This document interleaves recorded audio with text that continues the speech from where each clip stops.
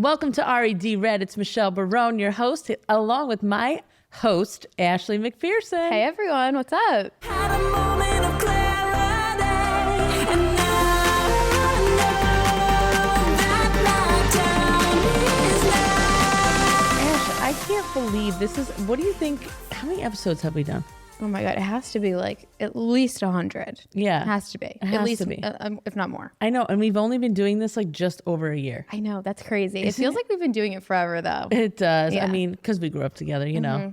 We meant to do this. I think we should like take this whole episode and like get people to know us a little bit more. All right, What do you unpack. think? Okay. Yeah, let's unpack. Let's All right, unpack. let's so, do it. Like, what's one thing you absolutely love about me? One thing I absolutely love about you is honestly, like you are just down for anything. Like you are the most motivated person. Like I really do, like everything I do is because like you taught me to just like do it and not care. Like I literally go out places now and like I am like constantly like meeting people. I'm like networking. I'm like, that is like, I owe that all to you. Oh, come on. And one thing I love about you, I mean, I could name 1,000 things. We just did this around the office. Like, I mean, we have time. We have time. all right, we can make the whole episode about how much I love you. That's fine. But it's really like just your whole personality, your vibe. You're like perfect as a whole. And I'm so proud to have you here and to be able to take you all over the place and then see what flourishes from that. Because I know there is a world of opportunity for you. So I just can't wait. So Thank you. I'm very glad we get to do it together. So me too. And speaking of things we get to do together, because we do a lot together, I want to talk a little bit about our Italian heritage. You know, people ask us all the time, they think I might be Spanish. What do you get? Like, honestly, I get people usually are like, you Italian. I feel like I'm pretty basic. I'm Italian and Irish, you know? yeah. I'm like half and half. Yeah, totally. Yeah. Half and half right down the middle. But the Italian part has played a huge role in your life. Absolutely. So tell me about some of the Italian things you love to do with our family. Honestly, my like favorite thing we get to do with our family is our Christmas Eve parties. Like they are what we do every year. Every single person in the family, that is our commitment, is to be at the family Christmas Eve party. We have the 7 fishes, which I don't participate in because I don't want any of the fishes, but I will not turn down Nana's chicken cutlets. Yep. I honestly, that is my favorite day of the year. That is my favorite thing we do the holiday season, just everyone being together. Like that's the best part. I agree. And you know, for years, you know, there's 75 people that come to this, just to put it in perspective.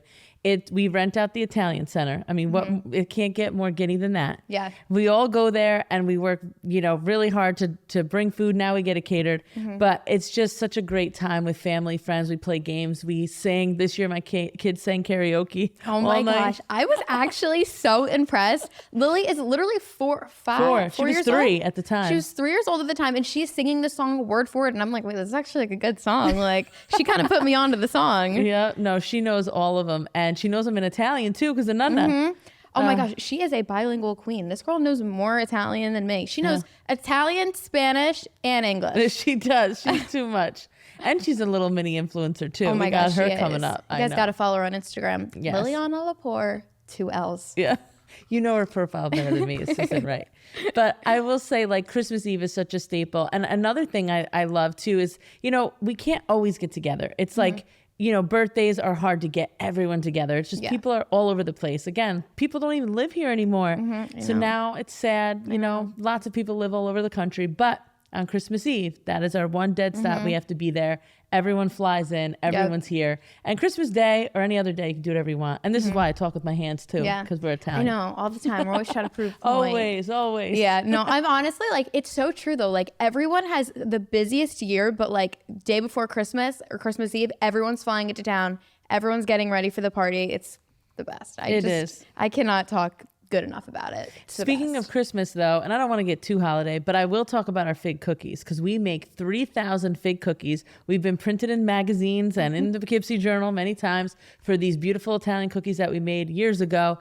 And my mother's carried this tradition in America for over 60 years. Yep. They never missed a year. So 3,000 cookies. And I know a lot of Italian people, Greek people, Europeans do things like this, right? We like to make our family traditions, our cookies and all these other things. And they taste delicious. If you've never had them, you probably won't want to try them. But if you have, you'll probably love them. You know, that's true. I'm committed to being there every year to make the cookies, but I will not be eating them. But I will be filming it. We have a YouTube video of us doing it. We vlogged it a few years ago for our old YouTube. And we'll do that this year. That's a good idea. This year. And Nonna makes like these ones that are like round and huge, and she brings them out like at lunchtime when I'm like on a diet in January, and I'm like, Ma, you know I'm trying to lose weight. You're making me fish all week, and then you bring me this. I can't eat it. It's so funny. She's still bringing them out. Months later, she has them stocked up for the year. But they're in a pot in her closet. Like, no lie. They're like legit, like she has a pot with like a top on top and aluminum foil, like 15 layers, and then she'll unlayer it one at a time. And all of a sudden, you see this like, That has to be Italian. That has to be something. That has to. Well, I said, why don't you put them in the fridge or in the basement? She goes, no, room temperature.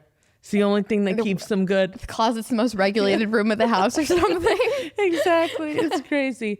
But I want to talk about Nana. She's a staple in our community, in our life. And she really made us who we are. She made us go-getters. She came from Italy. She always says I had a 17-hour plane ride. I'm like, Ma, it's not 17 hours, but you could think it was. It's fine, you know.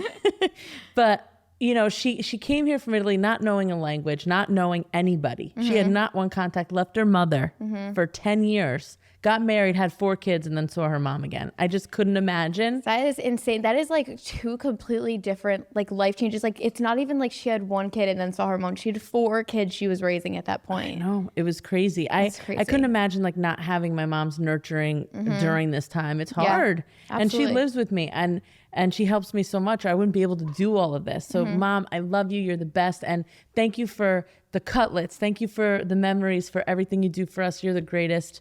I will say, like, I think being Italian and the heritage has really made us value family. Absolutely. I think about it all the time. Like we are so close. Like I would rather like hang out with my family over anyone. Nana is the best. We owe everything to her. We are who we are because of her. It's crazy being at Christmas Eve, especially and seeing all of our family members and knowing like it's literally all thanks to her. Exactly. Like that is like amazing. It is, absolutely.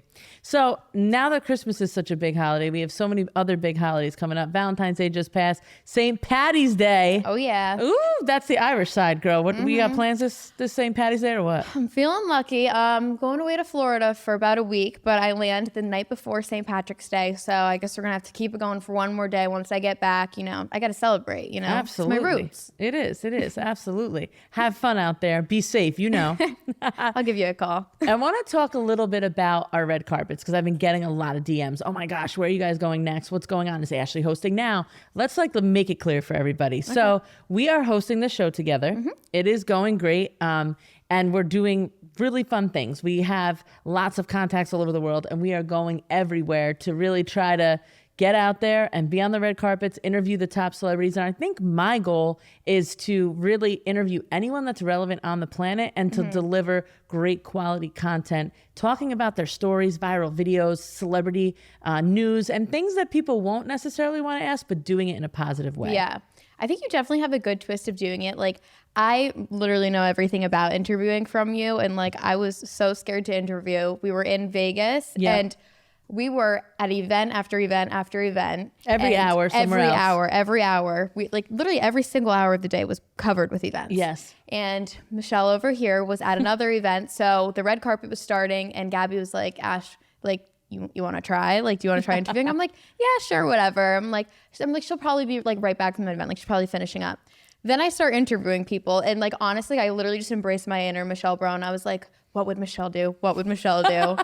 And then literally it was like, I probably interviewed like 10, 20 people. And then I just see her from the crowd. And I was like, it's like the heavens answered me. I'm like, she's here. She's here to save the day. Then the professional went in. But I definitely learned that trip. Yeah. I feel like I picked it all up from you. So it seemed pretty natural. Oh, well, you're too much. But Babes in Toyland was that event. And that's a huge charity event. It was awesome. They brought a camel out that night. Okay. Like to the actual red carpet, which was sick. I would have loved to see who like addressed that or like presented that idea and was like, all right, hear me out. Yeah. Camel at 12 o'clock. Yeah. You're so right. Like what marketing person came up with that, right? Write that down. Exactly. We got this. 2 humps, you know? Yeah. So anyway, while you were doing it though, I got so many compliments. And one thing that happened on the red carpet was all of the Getty Images, Shutterstock, everyone kind of bum rushed us and was like, we need the 3 of you, Ashleigh and Gabby, to take pictures. And we want to get you guys all over the place. That picture became like an iconic moment for us at that event. The owner of Babes in Toyland, everybody from, it was featured on so many Instagram pages. We were all over the place. And it was literally because we had a vibe on the carpet. We were just fun. We were beautiful inside and out and just out there, like just willing to talk to anybody and have a great conversation. And I think a lot of times hosts get caught up in, on the carpets, especially like, oh, I got to get this interview. And they're like, they just do it because it's part of their job, not because they care about the person. Yeah. Where I like actually love people and I want to make them feel good. Yeah. I don't care what they've been through. They're still human. Yeah, exactly. It's like, if you look at like somebody like Vanderpump Rules and all the things that show's been through, and, one of the girls there is friends with one of our publicists, and she's been through a lot this year. Yeah. I mean, I think it's like so cool, like being on the carpet and like you're interviewing all these people. I think that's something, especially with our team, like people see you, me, and Gabby, and like we're having fun. We want to be there. We're like making friends with the people we're interviewing. And I think that's where we definitely stand out, because people can tell we're having fun and they want to come up to us because we're approachable and we're nice, Yes. I mean, I'm sure a lot of other interviewers are nice too, but I think we have a vibe that's very like approachable and people want to hang out with us. Yep. And that's when the guy from Shutterstock was like, you guys have to get out on the carpet and like we got to get a picture of you guys. He was like, you guys are it. You're the vibe. And Gabby was like, I would have dressed for this. Yeah. She's like, I'm behind the camera. And I'm like, no. He wants us because we brought a vibe. We were always willing and excited. And I think it's authentic to who we are. Yeah, absolutely. Which is cool. I agree. It's really cool seeing, like, I grew up in this market and I know everybody in town, and I feel like I've developed a great brand for myself here, but I never thought that I could compete on a larger level. And that's what kept me here for so many years. And I felt like now I'm like, I go to this red carpet and I see who's out there, and these guys are established. They've been doing this forever. And I'm like, I'm in the game. I got this. Yeah. So even my confidence has grown so much from this. And I feel like I can do so much more and make such a larger impact bringing these opportunities and living here and bringing some of them home. Yeah. I think it's so funny that like you see yourself that way, because like growing up, I was like, oh my God, like you're one of the stars. I was like, it's you and Justin Bieber for like performing. I was you for Halloween. Like I really thought like you were like the star, and I still think you're the star, but like now it's cool, like being able to see like what I was imagined you doing and being able to do it with you. It's so cool. Absolutely. Yeah. And thanks to social media and to TikTok and Instagram that we're able to build these platforms and able to really build people following us and what we do. I mean, it's really amazing, and to even be on set. Like I woke up this morning, I had a hairdresser, makeup artist. I'm sitting there and I'm telling her all the things I'm doing, and I'm on the phone with this person doing this and writing this email. And she's like, my God, you are busy. I was like, listen, I'm living my dream. Oh yeah. No lie. Like I don't care if I work 15 hours a day. I'm going to make it right. I'm going to do the right thing every time. And I'm bringing you with me. I'm bringing my team with me. Like we are going to experience life to the best that it has. Like that's what we're doing. And also like certain times, like it does feel like a job, but most of the time it doesn't. Yeah. Like we're doing what we love, so it doesn't feel like it's a job. Like we're just doing it because we want to do it. No, absolutely. 100%. I'm just so excited to be here with you, Ash. And another thing I wanted to talk about is some of our inside jokes. All right. Remember the one time that you threw me under the bus for... Now here's the thing about buses. I might throw her under the bus with a joke or two, okay? But she left me on the bus one time. I was in probably fourth grade. Yeah. Fourth grade. I'm taking the bus. Wednesdays, I would take the bus to my grandma's house because she would babysit us. And this week, Nana was out of town, so Zizi, Michelle, and Danny, my uncle Danny, were supposed to be babysitting me. He was my boyfriend at the time. Yes. So I was supposed to take the bus over to Nana's, and Zizi was supposed to be waiting for me in Nana's driveway. There was no car when I got off the bus with my little brother, so we went up to the door and we knocked. The bus is waiting. All the kids on the school bus are watching us. I'm knocking on the door. No one's answering. The bus driver makes us come back on the bus, drive all around town, and then 2 hours later bring us back to school where Danny's waiting for us because Zizi forgot about us.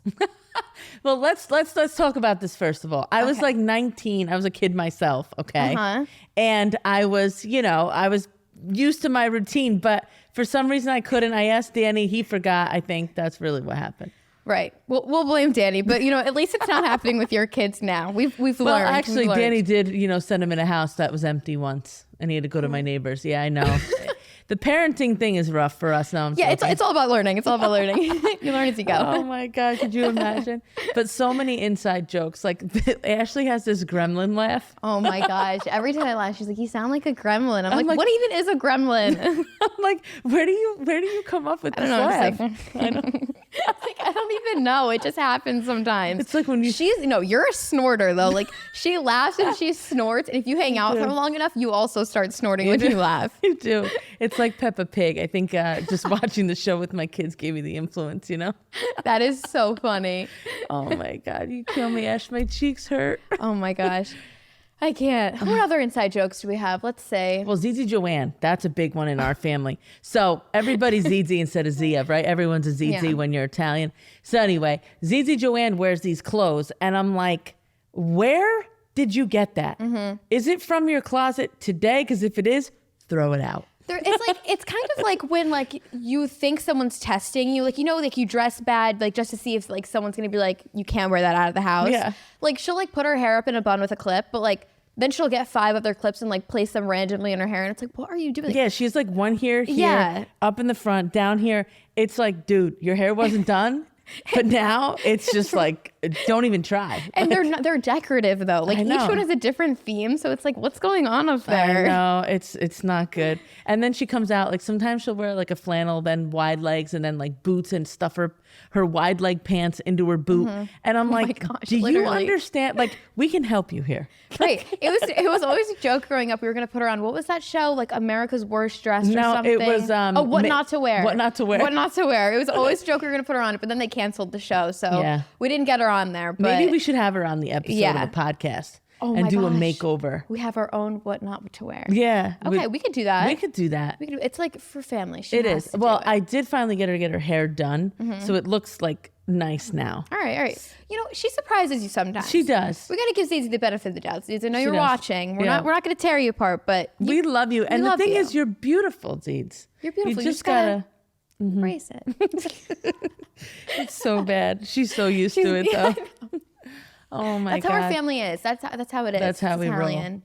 You know what's crazy is being Italian, we have all these words like mangia, buon appetit, eat. You know, everybody, like, anytime Nonna talks, she's like this. And I'm like, what does this mean? Yeah, literally. It's so funny bringing my friends around Nana who like don't have like grandparents with accents, because no one can understand Nana. I know. But like, you know, there's she's certain... been here longer than she's been there. I know. And there's like certain things, like you'll go shopping with her. I'm like, andiamo, dammi la mano. Yeah. It's like, hold my hand, let's go. Like that's the one I got down. Every time we shop, that was it. We're leaving. Yeah. You know what kills me though? 'Cause she's like raising my kids all over. She raised you and Bobby. She's raising my kids now. And she's like teaching Lily how to sing all these amazing Italian songs. And Lily knows more Italian than me. Yeah. So me too. It's like, I'm like, why didn't I get this time? I want to know. You know what? She's got more room in her brain right now. We have a lot of stuff she hasn't learned yet. Yeah, that's true. That's true. What are some of our other favorites in Italian? You know, when Nana goes stupida, I didn't know she was calling us stupid all these years. I had no clue. She does do that a lot. She really does. She also, like, I can't even think about it because it's just natural at this point. It's just like another language. Yeah, I know. Anything. Manja, that's all I think about. She just tells us to eat. Then she's like, Michelle, you gained 20 pounds. What happened over here? You manja, that's what happened. Yeah, she doesn't know where to draw the line. Jesus, I can't stop eating because all you do is put the fig cookies in my plate. And then you're like, why do you got a double chin? That's why, Ma. It's you. That is such a Nana thing. Alyssa, or my cousin Alyssa, got her wisdom teeth out and Nana was taking care of her. Got dry socket because Nana made her eat too fast. Nana came to take care of me. The first thing she makes me is pastina, the little star pasta. I'm like, I have holes in my mouth. I can't eat that. It's always her and the eating. I know. It's too much. And she's like, you didn't eat enough today. I'm like, Ma, I had 3,000 calories. I can't fit anything else in. And then I come here and I'm like, Bryce, can you just put the camera on my knee? Because that's the only thing that looks good. I got an angle. Oh my God, Ma, I can't take it. But I do know one thing. My mother-in-law is the same way. You go to her house and it's 17 courses. And then Baccios, they bring over food. The chef comes over. We got this. We're eating that. I'm like, I can't do Sundays anymore. Yeah. It's so funny with Nana, like now growing up and watching her with the kids, like there's certain things that she just has no patience for. And like, I see it now, like when I was younger and like I couldn't focus, she has no patience. She's like, come on, let's go, like focus. And like, I see her doing it with Luca now and I'm like, Nana, like give him a second, like chill, like it's all right. Like she just thinks it's like, you got to just roll with the punches and figure it out. I know. And poor kid has ADHD. So he's like trying to fill out his homework and she's like, keep going. She's and like, he's answer. And he's like, what do you mean? And he's like, what? but like the cabinet. Yes. It's so great. Oh, it's Ashley open. just got here. I know there's a piece of cucumber. I want to eat it. And I'm like, Luca, hurry up. You know, ADHD is another thing. I mean, Italian people don't really get the concept. They're just No. very hurry up, let's go, hungry, motivated, driven. Yep. And, you know, they're like, we don't really care if you have that. You're going to still produce. Let's go. You're a production. You're a workhorse. I think it's a part of like the mentality of like, you know, Nana came here, she worked for what she had, and like she kind of like instilled that in all of us. Yep. And I think like sometimes it's like, come on, like you can do it, you can do it. And like I watch her and I'm like, poor thing. I'm like, I know. no one got it when I had it either. I'm like, don't worry. But I'm like, I see you. I see you. And you know, it's funny because in schools it's a challenge too. And we talk a lot on this show about mental health. So mental health is very important to us. And I'm struggling with it as a mom. Moms out there, if you have kids with ADHD, DM me, hit me up. I need to start a support group. It has been rough. I mean, my son is dealing with it on another level. You know, he's not on medication. And I know there's lots of debates about that. I'm not pro meds or you know, and I'm not saying absolutely no, but I also think there's lots of factors to weigh in, especially for every single situation. Absolutely. You don't know what I go through or what you've been through, but there's lots of help out there. And, you know, I would love to start some type of group as a resource for me and other moms going through this. You know, when you have a child who suffers from ADHD and anxiety and all these things, it's just every day is a new challenge, whether you're feeling anxious because a kid's noticing you're different or because, you know, you write something slower than everybody else and you don't finish for 4 more days. Yep. Those are the kinds of challenges these kids face. And it's a lot of pressure at a young age to produce just because you learn different. It really is just a difference in learning. Absolutely. And like, I think that was a thing. It was definitely hard growing up. I didn't get actually diagnosed with ADD until I was in 6th grade. So all through elementary school, my mom was like, I don't get it. Like, she's so lazy. She just doesn't want to do her schoolwork. And I literally was like, I didn't even know like the difference anyway. So I was like, I just can't focus. And like, then I got diagnosed. I started getting put in like resource rooms, like taken out of room for tests because like I would get distracted and I wouldn't be able to like get the work done. But Do you then remember what it felt like when you were little? I remember it was just like so exhausting because I was like, I'm trying so hard to get this work done. I'm like, I just don't understand why I don't get it. And like, as I grew up, I was like, I just learned differently. And like, you just have to learn to adapt to it. And like, I do, it's like the reality is I do have to like try harder than other people to like actually focus. And like, it is more exhausting to like put in like double the work to like be able to function normally. Yep. But it also comes with like growing up and like getting used to it. Like I remember I was like, I did not want to tell anyone I had it. Like I was in high school. I hated leaving the room to take tests. Yep. I was like, I don't want anyone to know. I was like, I don't want anyone to look at me differently. And like I was unmedicated until like about middle of like high school, but I didn't tell anyone that I was still taking it because like I didn't want anyone to like look at me differently. Exactly.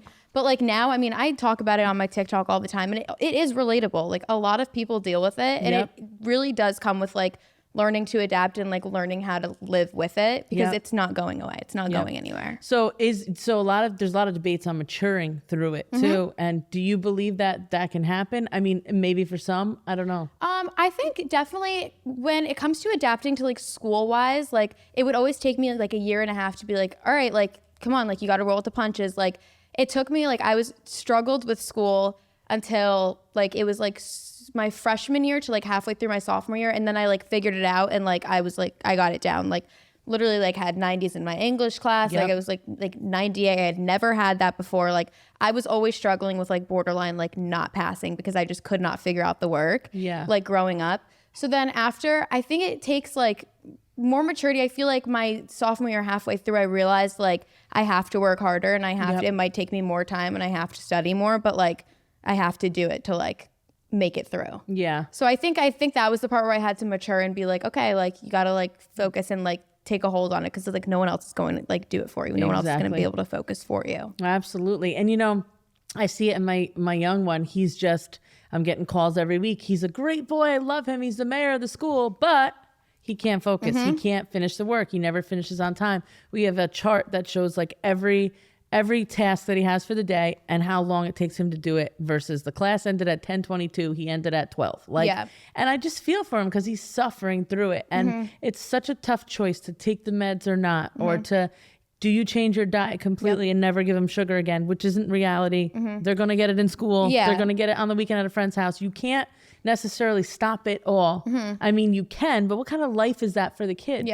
It's also exhausting at his age, you know, because like he's learning and like now thankfully schools are a lot more understanding Yes. with like having IEPs and stuff, but like it is hard when like you're being compared to the other kids and it's like, well, you're taking longer, and it's like, I might be taking longer, but like I'll figure it out. Right. I think like that's a hard thing. I mean, my teacher said the same thing to my mom. Like she had such a hard time like fighting for me to like get all of my like accommodations and Yeah. stuff.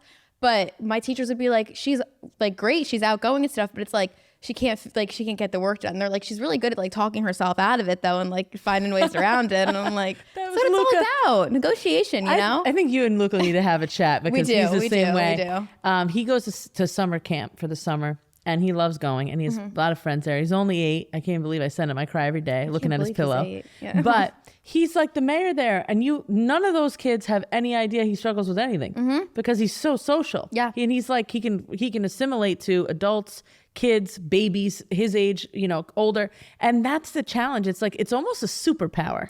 I agree. I think there's such like a stigma where it's like, well, like school's for everyone. You have to go to school. And I think like that was another thing where it was like, my mom was like, you have to get the work done. Like, why aren't you getting the work done? Like, you need to do this. But then she realized like school is not for everyone. And like people thrive in other fields. Like I was always the most social. Like I'm meeting everyone. Like now we're doing this and I'm able to be social. But like I also like do not put me down in front of a test. Yeah. Like I cannot get it done. Yeah. But like I do thrive in like other places. I feel like that's where him and I are definitely similar. Yeah, that's why you two are besties. Yeah, exactly. For sure. He's my ride or die. Absolutely. Well, thank you so much for joining us on Red. And again, mental health is a huge topic for us. We work super hard to deliver content and advice on mental health. We're going to be partnering with someone very soon dealing with mental health, an organization that's very important to us. We'll be announcing that soon. But thank you so much again for joining us. You can follow me, Michelle Barone, online. You guys can find me at Ashleigh McPherson, 2 H's on all socials. All right. See you soon. Bye. Bye. Had a moment of clarity, and now